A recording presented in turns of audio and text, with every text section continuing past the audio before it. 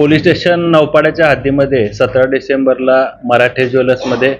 घरफोडी चोरीचा प्रकार घडला होता, ज्याच्यामध्ये 28,77,000चा मुद्देमाल चोरीला गेला होता. त्या नौपाड्याच्या गुन्ह्यामध्ये गुन्हे शाखेचे खंडणीविरोधी पथकाचे प्रमुख ACP शेखर बागडे, त्याचबरोबर ACP डिटेक्शन 2 श्री डोंगरे, खंडणीविरोधी पथकाचे अधिकारी, मध्यवर्ती कक्षाचे आमचे अधिकारी PI Shinde, PI Narendra Pawar, API Sunil Taramale, API Shrikrishna गोरे, API भूषण कापडनीस, PSI विजय राठोड,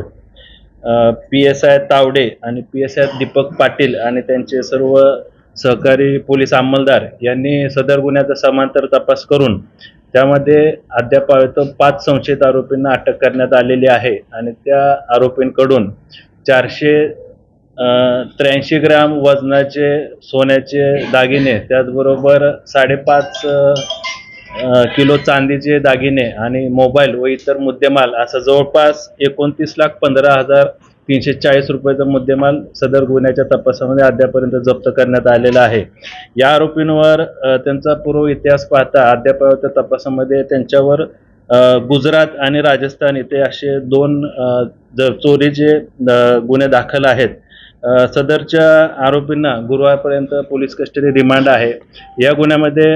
अजून या आरोपींनी अशा प्रकारचे गुन्हे पोलीस ठाण्याच्या आयुक्तालयाच्या हद्दीत किंवा महाराष्ट्रात, राज्यामध्ये, देशामध्ये इतर ठिकाणी केले आहेत का, त्या अनुषंगाने देखील आमचा तपास सुरू आहे.